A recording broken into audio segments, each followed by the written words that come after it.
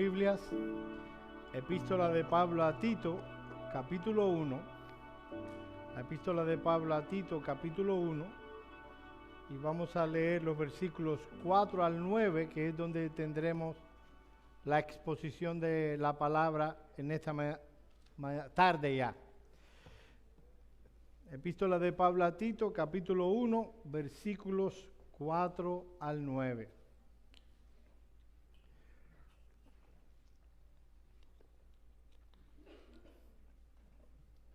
Dice la palabra de Dios. A Tito, verdadero hijo en la común fe, gracia, misericordia y paz de Dios Padre y del Señor Jesucristo nuestro Salvador. Por esta causa te dejé en Creta, para que corrigieses lo deficiente y establecieses ancianos en cada ciudad, así como yo te mandé. El que fuera irreprensible, marido de una sola mujer, y tenga hijos creyentes que no estén acusados de disolución ni de rebeldía. Porque es necesario que el obispo sea irreprensible como administrador de Dios, no soberbio, no iracundo, no dado al vino, no pendenciero, no codicioso de ganancias deshonestas, sino hospedador, amante de lo bueno, sobrio, justo, santo, dueño de sí mismo, retenedor de la palabra fiel, tal como ha sido enseñada, para que también pueda exhortar con sana enseñanza y convencer a los que contradicen.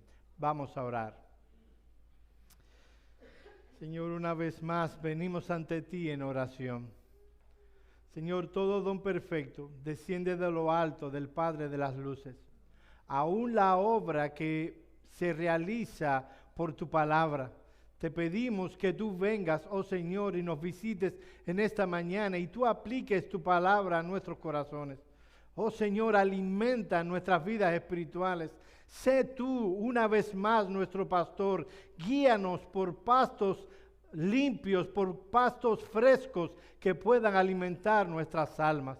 Usa, oh Dios, en tu gracia a este pobre pecador. En el nombre de Cristo oramos.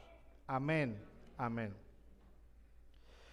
Amados hermanos, los estándares de Dios para el liderazgo en la iglesia de Cristo son altos. Esto es obvio desde el mismo inicio de la epístola de Pablo a Tito que hemos estado exponiendo desde hace unos domingos atrás.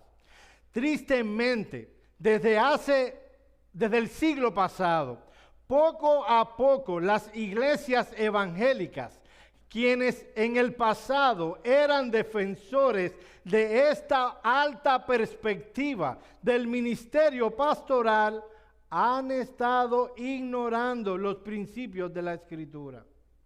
Siempre ha habido en la historia del cristianismo y aún en la historia de la humanidad falsos ministros, en nuestro caso, ministros del evangelio falsos. Por ejemplo, en el ministerio de Juan hubo un Diótrefes, en el ministerio de Pablo hubo un Demas, y aún en el mejor líder y pastor que ha habido en la historia de la humanidad, el Señor Jesucristo, hubo un Judas. El asunto es que esto ha empeorado. Con tristeza vemos cómo a menudo los parámetros para que un hombre entre al ministerio se rebaja con demasiada frecuencia. Muchas veces con el pretexto de que la mies es mucha y los obreros son pocos. Bueno, mi amado hermano, aún en tiempos de Jesús, quien pronunció las palabras que acabo de citar, habían pocos obreros. Y lo que el Señor Jesús manda no es bueno, dado que la mies es mucha y los obreros son pocos. Abramos un poco la puerta para que cada vez más personas entren al ministerio. Él no dijo eso. Él dijo, la mies es mucha, los obreros son pocos. Rogad pues al Señor de la mies para que Él envíe obreros a su mies. La necesidad de obreros no debería llevarnos a rebajar los estándares bíblicos, sino más bien a orar a Dios para que obre en la vida de hombres y puedan servir en el ministerio cristiano. Por otro lado, existen congregaciones que han cambiado, no es que los han rebajado, no, han cambiado los estándares de la Escritura y han puesto otros estándares. Para ellos, dado que la sociedad ha cambiado, también los estándares deben ser cambiados. Ya no deben ser tomados en cuenta aquellas características que debían, valga la redundancia, caracterizar a los hombres que van al ministerio. Más bien deben caracterizarse ahora por otras cosas. Deben ser hombres carismáticos. Y no estoy hablando de que hablen en lenguas. Estoy hablando de carismático en el sentido de habilidades. Deben tener una mentalidad mercantilista, una personalidad atrayente y altas habilidades para las masas. Lo que se busca, mis amados hermanos, en muchas iglesias, más bien es un presentador del televisor o de programas de variedades, más que un predicador y ministro del evangelio. Alguien que las personas puedan ver con una cara presidencial y agradable todo el tiempo. No alguien que está llamado a exponer las profundas verdades del evangelio. Ya no se requiere que al menos el candidato tenga un conocimiento profundo de la Biblia. Todo está en que pueda comunicar bien, sea un comunicador atrayente. Es interesante, mis amados hermanos, cómo en iglesias, cómo hay una relación entre aquellas iglesias que han caído en declinación espiritual, en sentido general, eclesiásticamente hablando, con una ausencia de un ministerio llamado y cualificado bíblicamente. Uno puede ver iglesias que se han desviado o que permiten pecados en su seno y la característica es preponderantemente que no tienen pastores o pastores que no han pasado por un proceso bíblico. El apóstol Pablo no quería que eso sucediera en las iglesias en Creta. De ahí que presenta en nuestro texto de manera clara e inequívoca cuál debe ser el perfil de aquel que ha sido llamado al ministerio. Hay instituciones cristianas que cuando tú te presentas para estudiar, te preguntan, ¿tú has sido llamado al ministerio? Y todo lo que está encerrado en esa expresión es una emoción, un sentimiento o un deseo hacia el ministerio. La persona dice, sí, yo he sido llamado. ¿Cómo lo sabes? Una vez había un predicador e hizo un llamado a que sirva en el ministerio y yo sentí un fuerte impulso. Yo he sido llamado al ministerio. Más lejos de la verdad no puede estar esa perspectiva. El llamado al ministerio no depende de una emoción ni de sentimientos. Joel, pero ¿no deberías tú buscar en esta mañana un texto más apropiado para nosotros? Nosotros no somos una institución académica donde hombres van a ir al ministerio. Déjenme decirles una cosa, mis amados. Tito, capítulo 1, versículos 4 al 9, no fue inspirado por el Espíritu Santo a una institución académica o un seminario. Fue inspirado para que un pastor aplicara estos principios a la iglesia. Así que debemos exponerla. Nuestro sermón aún es introductorio, aunque ya iremos entrando en materia introductoria a la carta.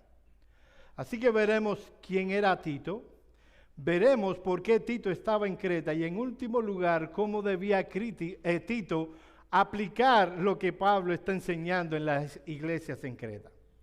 Miren el versículo 4. A Tito, verdadero hijo en la común fe, Gracia, misericordia y paz de Dios Padre y del Señor Jesucristo, nuestro Salvador. Aquí es bien claro, hablando acerca del destinatario. Era un tal Tito, a quien Pablo, inspirado por el Espíritu Santo, escribió la epístola que hemos estado estudiando en los grupos pequeños y que estaremos considerando en los sermones dominicales. La pregunta es, ¿quién era Tito? Bueno, mis amados hermanos, no hay demasiada información acerca de la vida de Tito como lo hay acerca de otros personajes en la Escritura, pero al menos podemos decir algunas cosas. En primer lugar, era un cristiano. Miren las palabras del versículo 4. A Tito, verdadero hijo en la común fe. Y esas palabras tan hermosas que puso el apóstol Pablo, lo que quiere decirnos simplemente que primero que todo, Tito era un cristiano. Mis amados hermanos, mucha de la falta de espiritualidad que encontramos en la iglesia de nuestros días, digo la iglesia con I mayúscula, es porque hombres inconversos, no cristianos, no regenerados, no comprados por la sangre de Cristo, están hoy en el ministerio y están exponiendo sus propias ideas, porque es allá donde lo llevará un inconverso hablándole a gente de religiosidad, fuera de la palabra de Dios. Lo otro que aprendemos es que probablemente esa expresión hijo es que Tito fue convertido gracias al ministerio del apóstol Pablo. La frase, oye esto, la frase no es un indicativo de que ahora sí Dios nos usa para que alguien venga a los pies de Cristo, ahora Él es nuestro hijo espiritual. Esta expresión era más bien de la relación íntima y cercana que había entre Pablo y Tito, y no es un mandamiento para que ahora los pastores, ustedes son mis hijos. ¿Ustedes no han visto a esos superapóstoles? Que si los ve, le dice, ustedes son mis hijos. Ustedes están bajo mi cobertura. Déjenme decirles una cosa. No quiero a nadie bajo mi cobertura. No estoy interesado en entrar en tales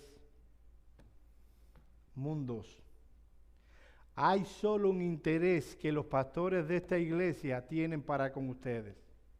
Que ustedes estén bajo la cobertura de Cristo y que ustedes sean hijos de nuestro Padre que está en los cielos. Si están bajo mi cobertura o no. Y eso quiere decir que cuando exponemos la palabra, porque es la palabra de Cristo, ustedes la obedecen, que otros le llamen así. Nosotros no estamos interesados en eso.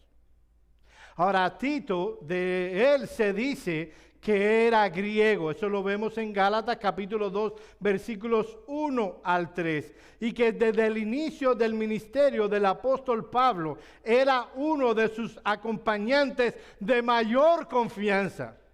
Este no era un hombre con prestigio, con títulos, ni personas que le siguieran. Era simplemente un hombre confiable. Miren lo que dice Pablo de Tito en 2 a los Corintios capítulo 8 versículo 23. En cuanto a Tito, oigan esto, es mi compañero y colaborador para con vosotros. Y en cuanto a nuestros hermanos, son mensajeros de las iglesias y gloria de Cristo. Tito fue un hombre con dones que Dios usó eficazmente, mis amados hermanos, en contextos difíciles. Cuando surgió cierta confrontación entre Pablo y la iglesia de Corinto, fruto de falsos hermanos, del pecado y el desorden de esta iglesia, no muchos estaban dispuestos a ir a la iglesia de Corinto a ayudar a resolver el problema. De hecho, Pablo le ruega a Apolos, quien anteriormente había sido utilizado por Dios para consolidar la iglesia de Corinto, que fuera allá para ayudar en esta situación, y Apolos se negó, probablemente cuando recibió la solicitud de Pablo de ir, dijo, yo a Corinto. En Cuba diríamos, si fuera cubano Apolo diríamos, ni loco. Miren lo que dice primero a los Corintios 16:12. Acerca del hermano Apolos, mucho le rogué que fuera a vosotros con los hermanos, mas de ninguna manera tuvo voluntad de ir por ahora, pero irá cuando tenga la oportunidad. Dijo que ni loco, ¿lo dijo o no lo dijo? Sin embargo, Tito, un ministro no destacado como otros, tuvo la disposición de ir a Corinto y fue un poderoso canal usado por Dios para ayudar a la iglesia en Corinto, al punto que cuando Tito regresa a Pablo a dar reporte de las obras que Dios había hecho en Corinto, tiene que decir en 2 Corintios 7:6, pero Dios, que consuela a los humildes, nos consoló con la venida de Tito. ¿Cuál fue el consuelo que Tito le trajo a Pablo? Bueno, eso lo explica en los versículos 13 al 16. Y esto es importante, mis amados hermanos, porque esto es lo que Tito era. Este hombre sin nombre, no era famoso, no daba conferencias, no le invitaban a expositores. Llega a Corinto, una iglesia súper complicada, y Dios lo usa para cambiar a esa iglesia. Miren lo que dice 2 Corintios 7, 13 al 16. Por esto hemos sido consolados en vuestra consolación, pero mucho más nos gozamos por el gozo de Tito, que haya sido confortado su espíritu por vosotros.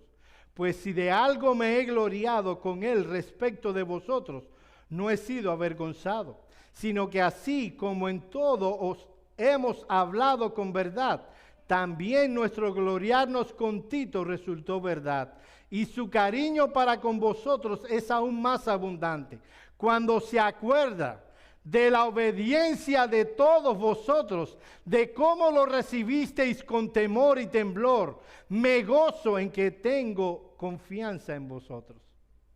Este hombre llega a Corinto y Dios lo usa para cambiarlo todo. Dios usó a Tito para que hiciera aún lo que el apóstol Pablo no pudo hacer. Hermanos amados, en el argot beisbolero, Tito era un apagafuegos. No sé si, yo sé que ya a lo mejor esa terminología no se usa, pero cuando yo era niño, un relevista apagafuegos era cuando están las bases llenas, no hay out, estamos por perder por una carrera y traen a un pitcher. Este es nuestro apagafuegos. Ven. Primer ponche, segundo ponche, 3 ponches. Nos vamos, se acabó el partido. Ese era Tito. Él calmaba las cosas donde llegaba. Él era un siervo del Señor que no temía ir a lugares difíciles y trabajar en contextos difíciles. Es esta cualidad la que probablemente llevó a Pablo a enviarle a Creta y a organizar más firmemente las iglesias que estaban en este lugar. Por otro lado, Tito acompañó a Pablo y a Bernabé en el concilio de Jerusalén. ¿Se imaginan ustedes?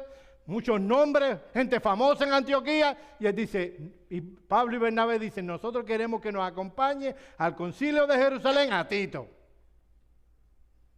Miren cómo lo presenta Gálatas capítulo 2, versículos 1 al 3.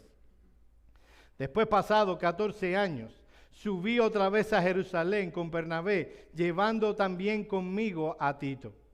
Pero subí según una revelación, y para no correr o haber corrido en vano, expuse en privado a los que tenían cierta reputación el evangelio que predico entre los gentiles. Mas ni aun Tito, que estaba conmigo, con todo y ser griego, fue obligado a circuncidarse. Este era un hombre de convicciones. Probablemente la presión sobre él para que se circuncidara fue tremenda.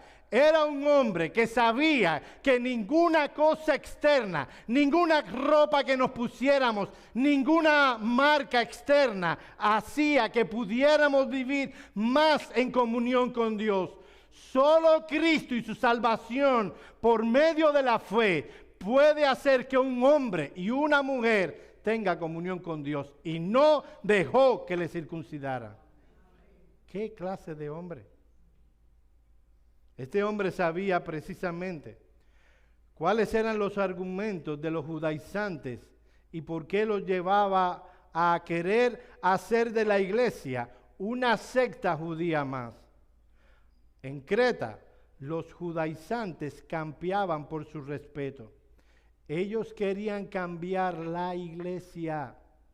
Querían que ya no fuera más la iglesia de Cristo. Ellos querían, los judaizantes, que la iglesia se convirtiera en una secta judía más.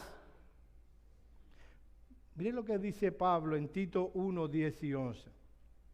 Porque hay aún muchos contumaces, habladores de vanidades y engañadores, mayormente los de la circuncisión, a los cuales es preciso tapar la boca, que trastornan casas enteras, enseñando por ganancias deshonestas lo que no conviene. Mi amado hermano,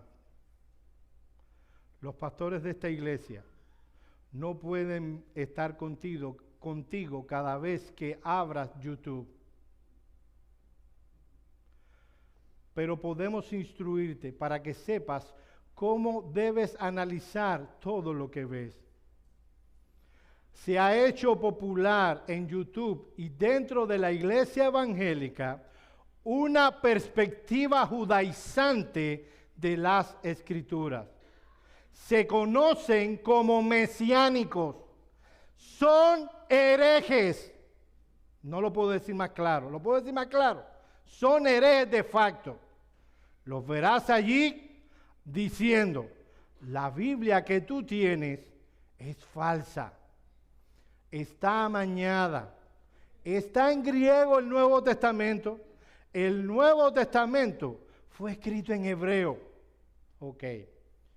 No hay, tenemos un documento, el canon se cerró en el 99. Bien, tenemos un manuscrito del año 125. No hay una evidencia textual, ni interna ni externa, hablando de los padres apostólicos, que diga que el Evangelio o cualquier parte del Nuevo Testamento en porciones haya sido escrito en hebreo o en arameo. Ellos empiezan por ahí. Quieren poner dudas en tu corazón. Su finalidad es que te comas todas las enseñanzas, todas las leyes ceremoniales del Antiguo Testamento que fueron anuladas por la obra de nuestro Señor Jesucristo. Ellos van a empezar por ahí. ¿Te parecerá? ¿Verás a un viejito o viejitos? No tengo nada en contra de los viejitos. Yo estoy en camino a eso. ¿Verás a viejitos con barba larga? Diciendo, en vez de Jesús, ellos te dirán Yeshua HaMashiach, no sé cómo lo pronuncian. Y diciendo cosas, te parecerá, wow. Mi pastor le llama a Cristo Jesús, debe ser porque no sabe mucho. Este sí sabe, él no le llama a Jesús, él le llama a Yeshua. Mis amados hermanos, son herejes, no son cristianos. Y no saben hebreo en la mayoría de los casos. Tito conocía la argumentación judaizante y fue enviado para que pudiera pelear contra esos. Era tal la integridad de Tito que Pablo lo usa en 2 ocasiones para recoger ofrendas y ayudar a la iglesia de Jerusalén. Eso lo narra Pablo en 2 Corintios capítulo 8, versículos 6 y 22. Miren lo que dice 2 Corintios 8, 22. Enviamos también con ellos a nuestro hermano, cuya diligencia hemos comprobado repetidamente repetidas veces en muchas cosas y ahora mucho más diligente por mucha confianza que tiene en vosotros. Este no era un vago, este era un hombre diligente. Dice MacArthur en su comentario: Tito conocía a primera mano las pruebas y frustraciones propias de dirigir a un grupo de creyentes inmaduros, egoístas, facciosos y mundanos.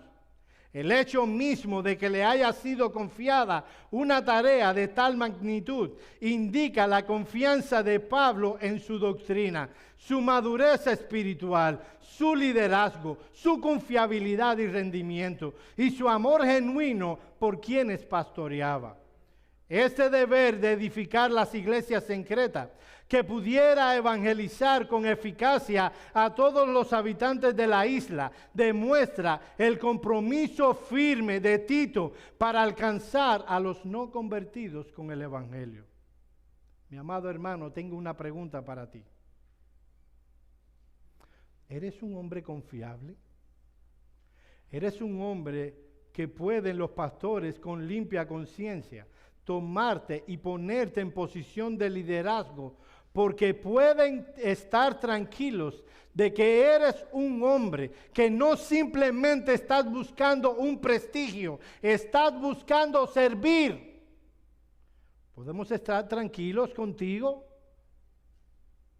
La Biblia, el patrón del reino es: aquel que es fiel en lo poco, él será fiel en lo mucho. La última mención que tenemos de Tito en el Nuevo Testamento se encuentra en 2 Timoteo capítulo 4, versículo 10, donde aprendemos que fue enviado por Pablo a Dalmacia sin duda para encargarse de algún problema que había en la iglesia allá. No lo vemos buscando una posición de servicio agradable. Todo cuanto vemos en la vida de Tito era complicado. Así que si fue enviado a Dalmacia, algún problema había. Según Eusebio, Tito volvió a Creta para acabar allí sus días sirviendo a Cristo. Ahora bien, Tito no era un Superman. No era: oye, ese hombre sí, él las puede todas. Él puede realizar un ministerio porque él es el más grande. No. La razón por la que él podía servir de la manera en que lo hacía es porque él vivía dependiendo de Dios completamente. Mi amado hermano, mis hermanos, mis hermanas, no importa cuántos dones pudiera haber tenido Tito, él era un hombre sujeto a pasiones semejantes a las nuestras. De ahí que necesitaba imperiosamente sujetarse en el Dios de la providencia.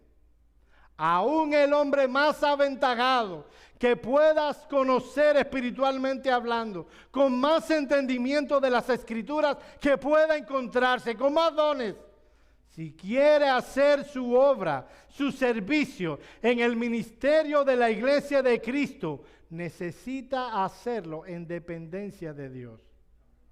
Perdonen mi énfasis, pero Tito no podía confiar en sus dones, no podía confiar en su experiencia, ni en siquiera podía confiar en que había tenido como mentor al apóstol Pablo.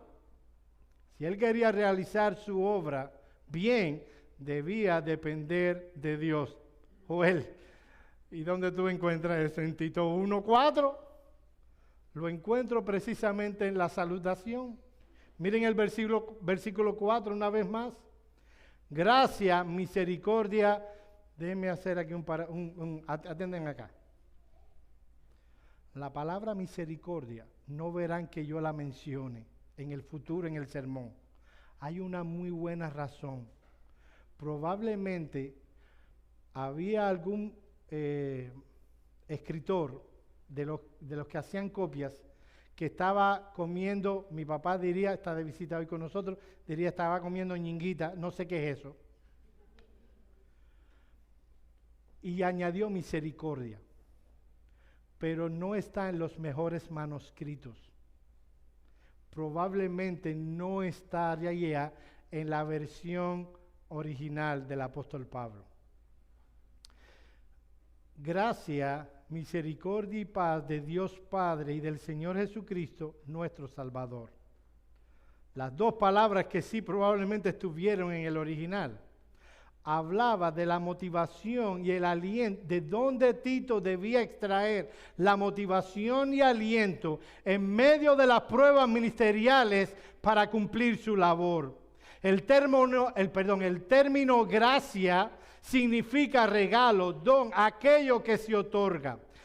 Tito debía recordar que todo cuanto él tenía y todo cuanto él era había sido otorgado por Dios.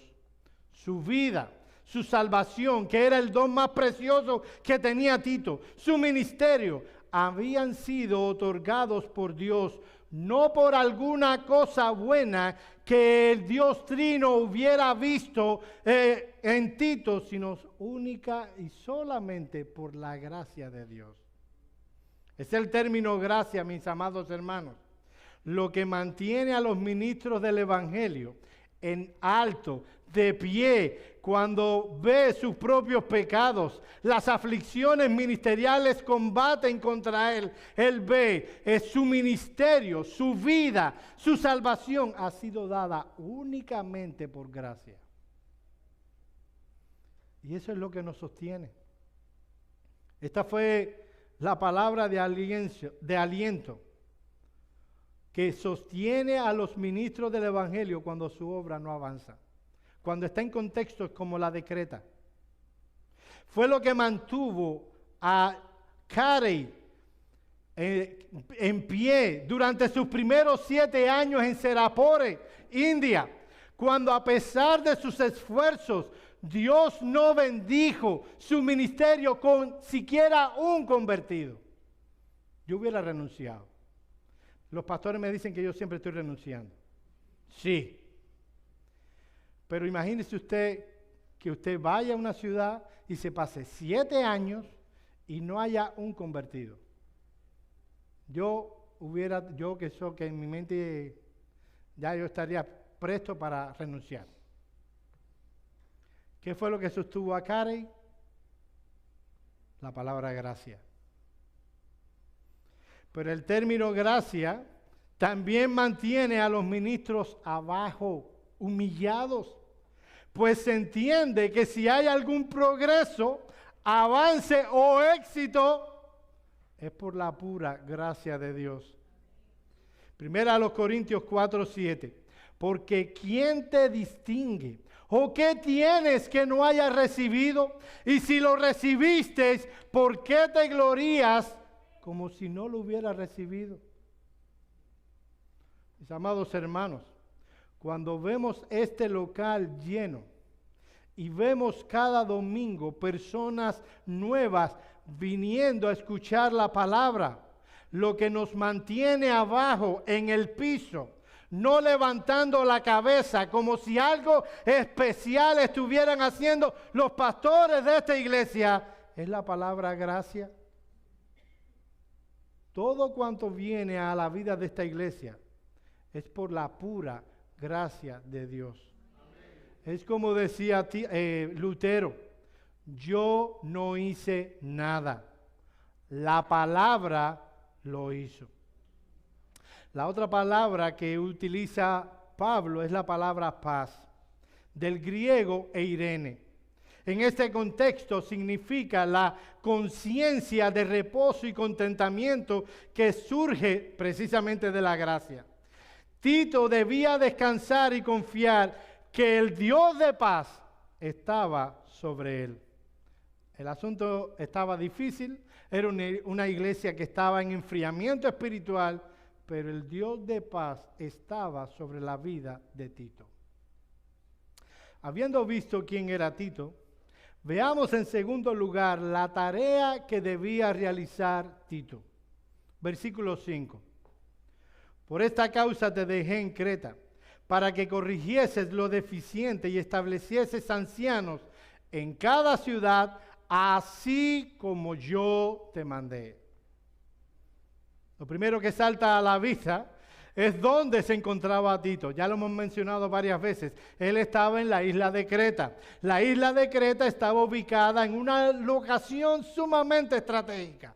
En el mar Mediterráneo, si querías ir hacia el norte, era una isla que para que las naves pudieran continuar su viaje, ahí debían atracar. Si ibas hacia el norte o hacia el oeste, era una una isla justo en el lugar donde debía estar.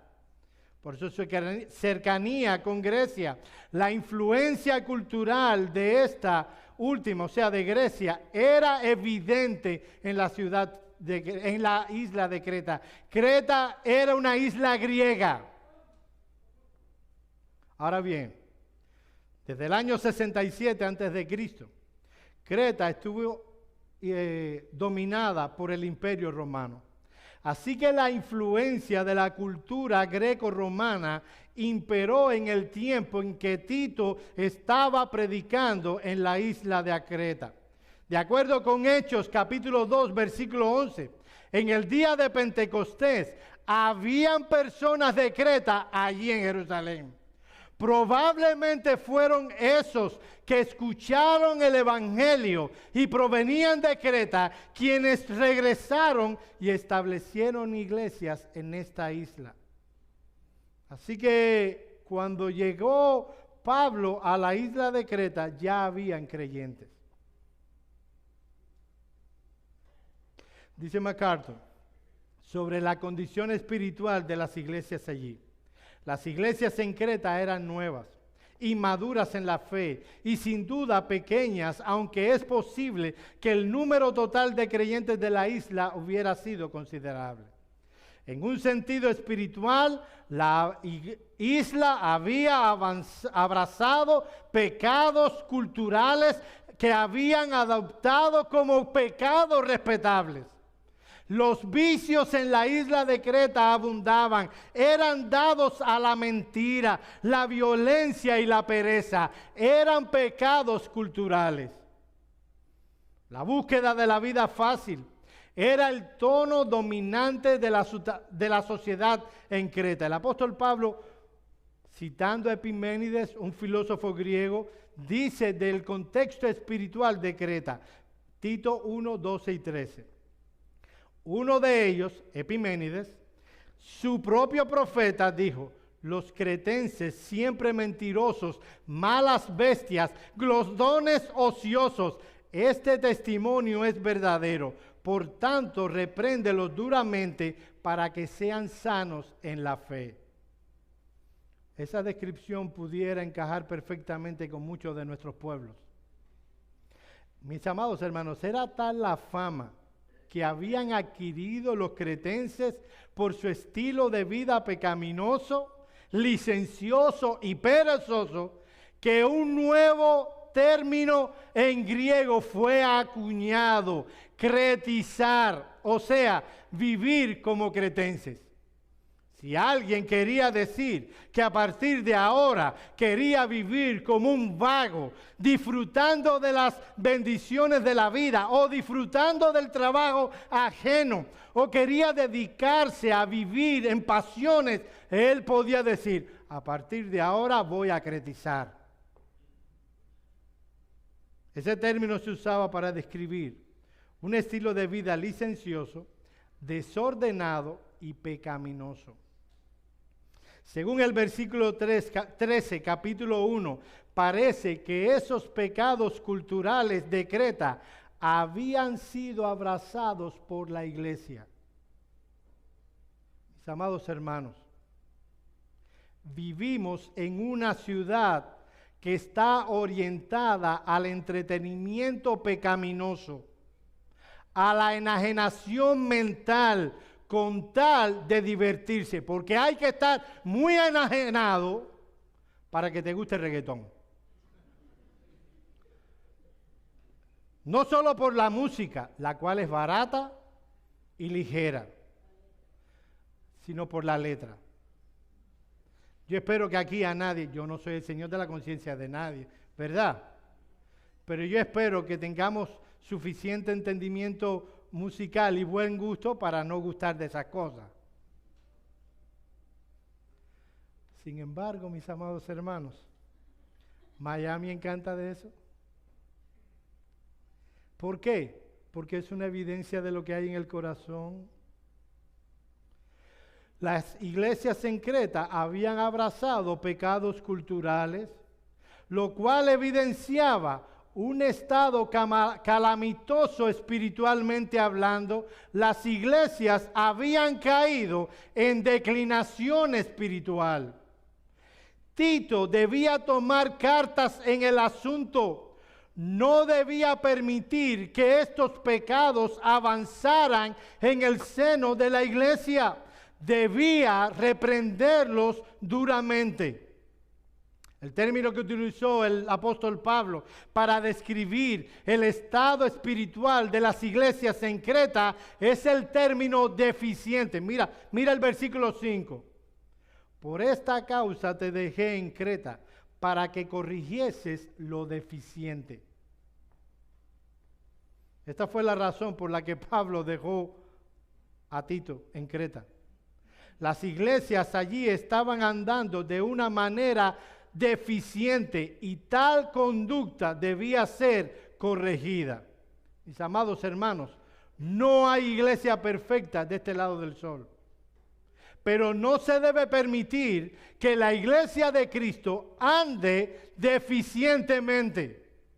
El término griego que Pablo utiliza y que es traducido por la Reina Valera deficiente, significa literalmente dejar atrás. Cuando se utiliza en voz pasiva, significa eso. La idea que trae esta palabra es la de carecer, estar en falta de algo, tener necesidad. El punto es que estas iglesias no estaban andando bien. Es posible que por el estado espiritual en el que se encontraban, esas iglesias no se veían así. Ellos estaban, no, nosotros estamos bien. Mira, tú estás lleno aquí, muchachos. Sin embargo, estaban andando de manera deficiente. A la luz de lo revelado por el Señor, estas iglesias estaban andando lejos de la voluntad preceptiva. Por si no lo entendiste, la palabra de Dios, la voluntad preceptiva de Dios. Por otro lado, la palabra corrigieses, Pablo, las iglesias están deficientes, Tito, las iglesias están deficientes, debes ir y corregirlas. Esa palabra corrigieses es la traducción del griego epitorzo, poner en orden. Proviene de epi. Oye esto no es una clase de griego. Oye esto, yo quiero que tú entiendas esto. Y ahora está lloviendo. Así que, hasta que escampe.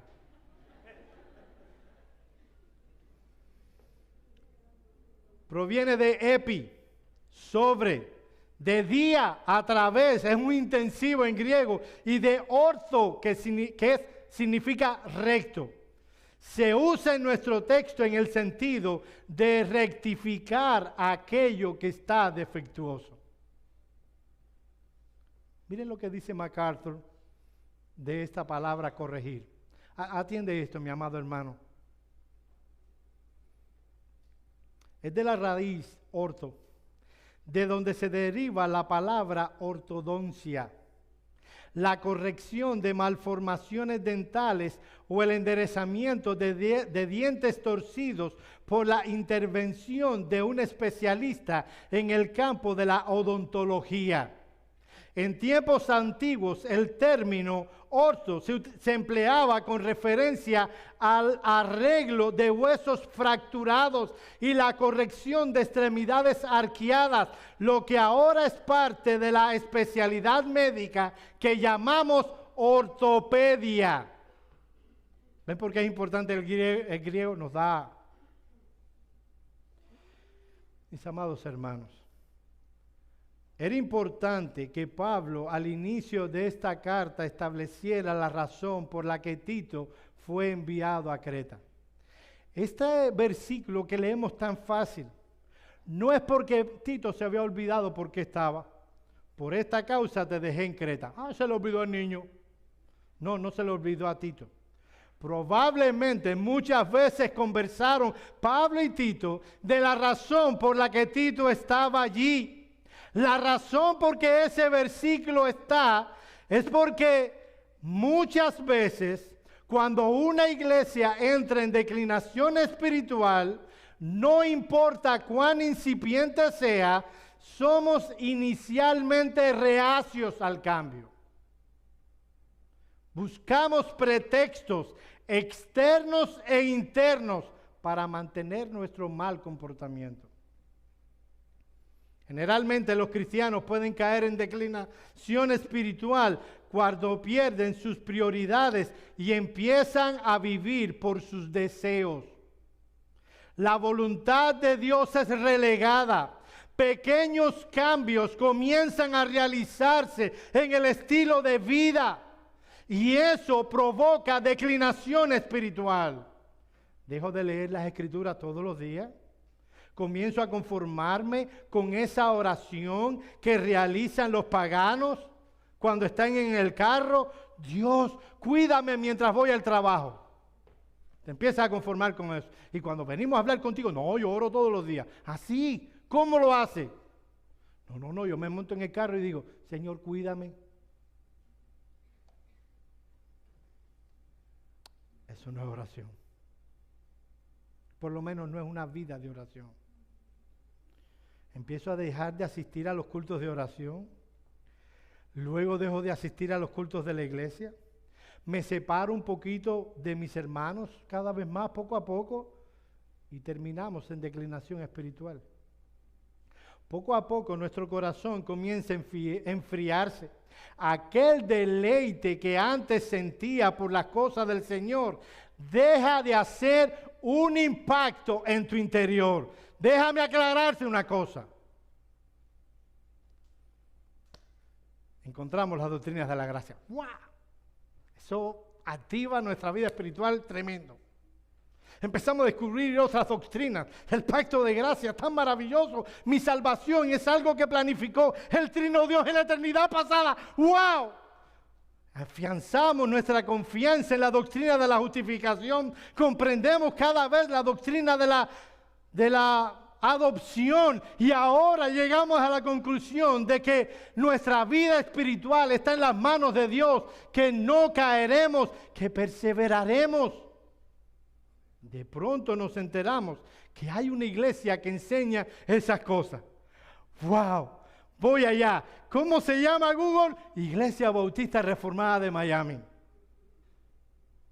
Te diriges allí y empiezas a oír la exposición de la palabra. Llegas allí y dices, ahora sí. Llegué al cielo. Esto no es el cielo. Esto está más cerca del infierno que del cielo, pero está bien. Llegué al cielo, te haces miembro y por tu mente pasa la peregrina idea, a veces imperceptible, ya no caeré jamás. Y empiezas a caer en declinación espiritual en ese mismo instante. Mi amado hermano, creemos en la predestinación. Yo pensé que iban a decir un amén ahí. Creemos en el pacto de gracia. Creemos en la justificación por gracia por medio de la fe. Creemos que nuestra salvación está en las manos de Dios y que perseveraremos hasta el final. Pero el estado diario de tu vida espiritual puede enfriarse. Y puede llegar al momento que estaremos predicando aquí las doctrinas más elevadas de la Escritura, las más excelsas y que más glorifican a Dios, y en tu corazón no pasará nada. Son solo palabras que está diciendo ese de la corbata de adelante.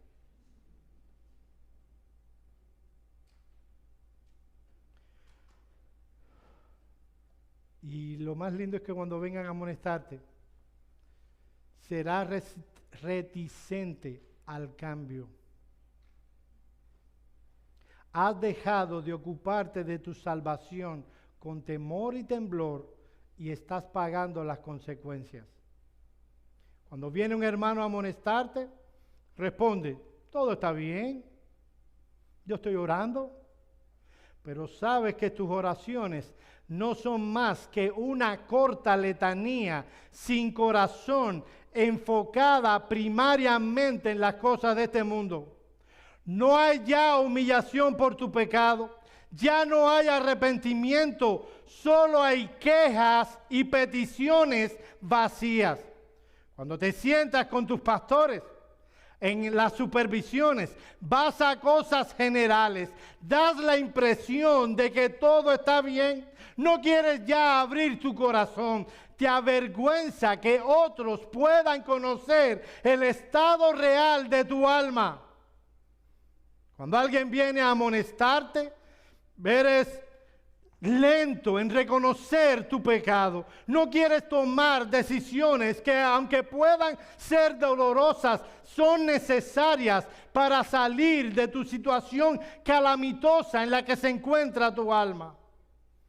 Pues de igual manera pasa con una iglesia que entra en declinación generalizada. Ya no se deleita en los medios ordinarios que Dios ha establecido para edificar a su iglesia. En vez de como iglesia confesar el pecado, venir al arrepentimiento, quieren seguir en ese estado y sustituyen los medios ordinarios por entretenimiento barato. Cuando se amonesta a estas iglesias, no quieren cambiar. Buscan pretextos. Pero si hacemos esos cambios, los jóvenes se van a ir de la iglesia, van a disminuir las ofrendas.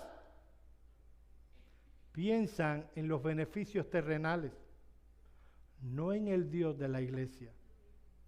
Cuando caemos en declinación espiritual como iglesia, somos reacios al cambio radical y bíblico.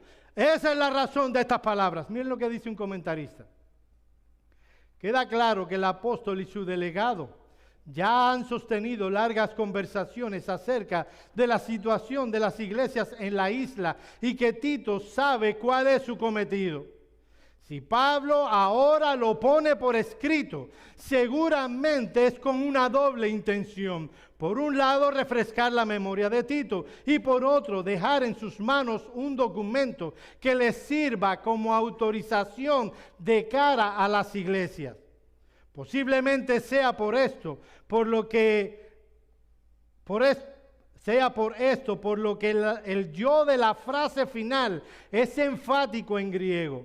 Como yo te mandé. Tito tiene que realizar las gestiones prácticas, pero detrás de él está el sello apostólico. Los que cuestionan la iniciativa de Tito en esta empresa deben saber que actúan por una autoridad apostólica. Como ya hemos dicho, la tarea de Tito no iba a ser fácil. Sin duda, en diversas ocasiones, su autoridad sería cuestionada.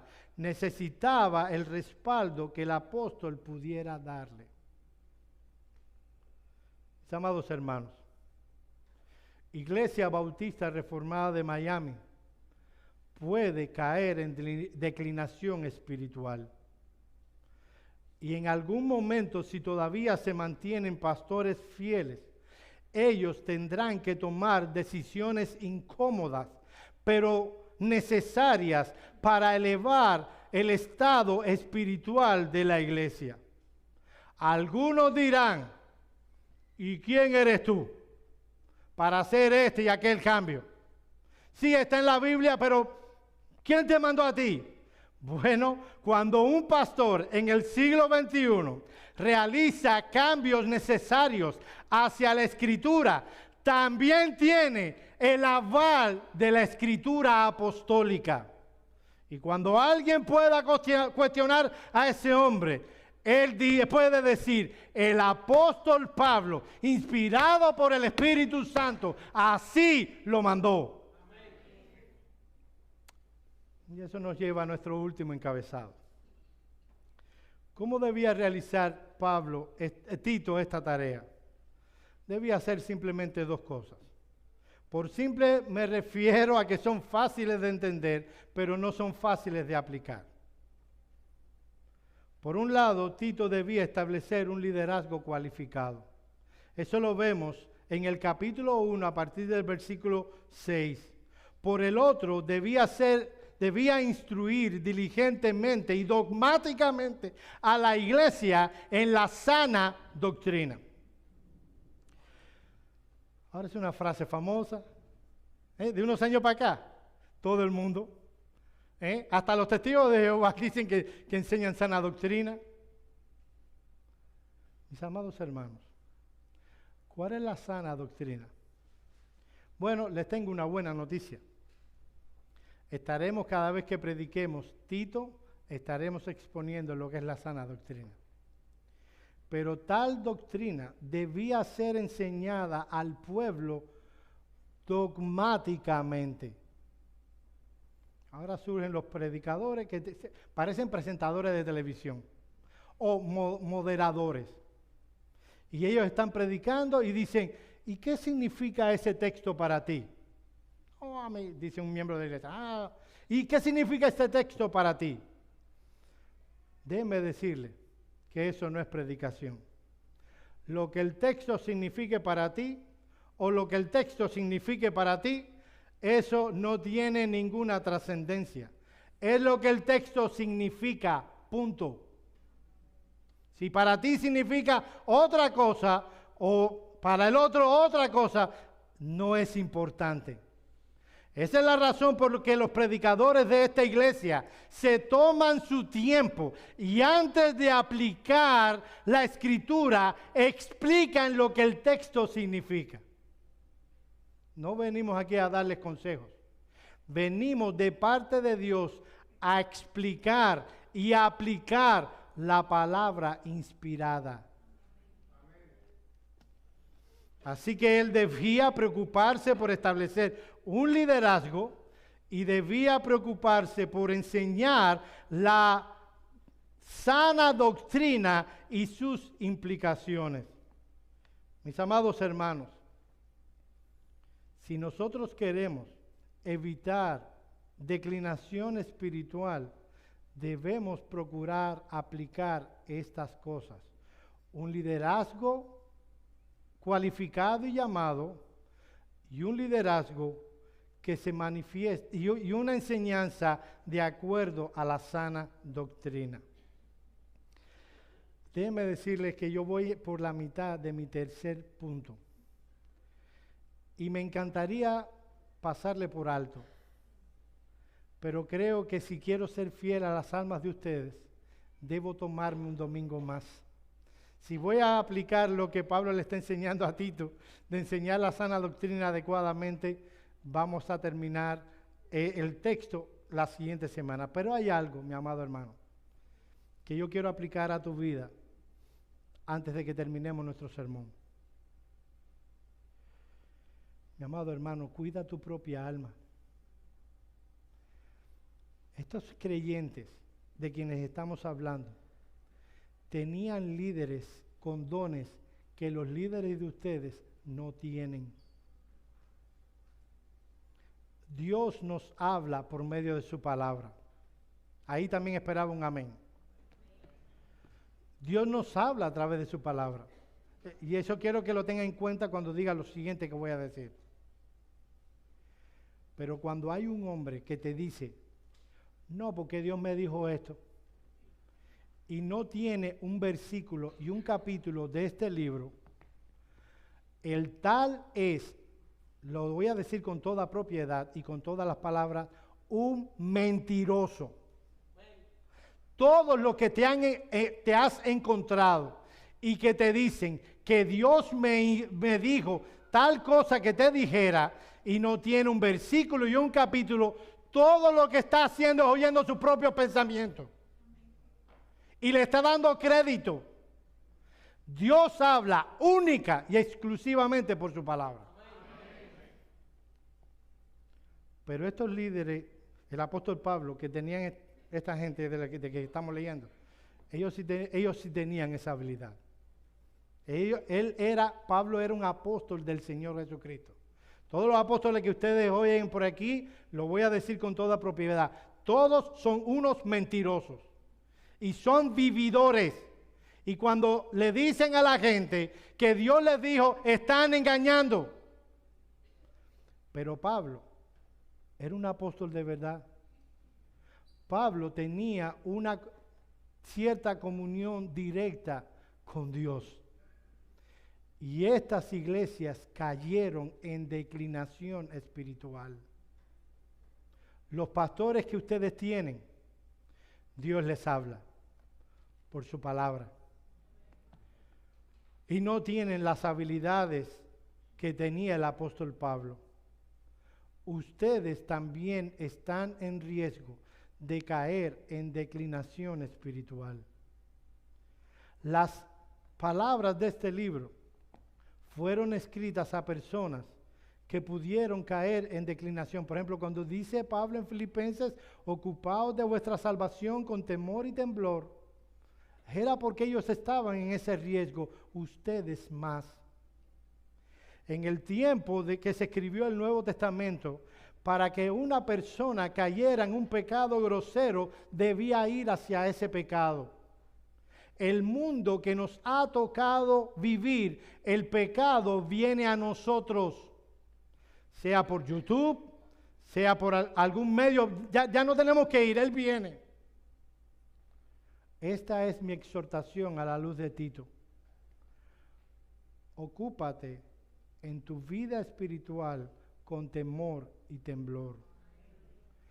El enemigo está más cerca de ti de lo que tú piensas. La declinación espiritual por causa de ser hijos de Adán está más cerca de nosotros de lo que pensamos. ¿Te crees ahora que estás en las mismas puertas del cielo?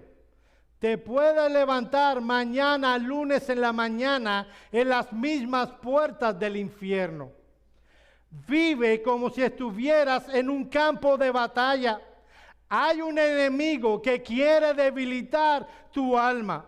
Si eres cristiano, no podrás perder la salvación. Está en las manos de Dios, pero el enemigo puede debilitarte muy grandemente. Y cuando abras tus ojos, podrás percibir toda la frialdad de las cosas espirituales que has visto en otros. Yo llevo 40 años en una iglesia. No es que yo empecé muy joven en esto. Y yo he visto tantas personas que hoy no están. Y uno puede decir, no, esos son ellos. Cada vez que he visto a alguien apartándose, cada vez que he visto a un ministro del evangelio pecando groseramente, lo traigo como disciplina personal. Si este cayó, y he visto hombres mucho más espirituales que yo, ponga espirituales entre comillas, yo no soy diferente, yo puedo caer. Mi amado hermano, ocúpate en tu salvación, en tu vida espiritual, con temor y temblor. Vamos a orar.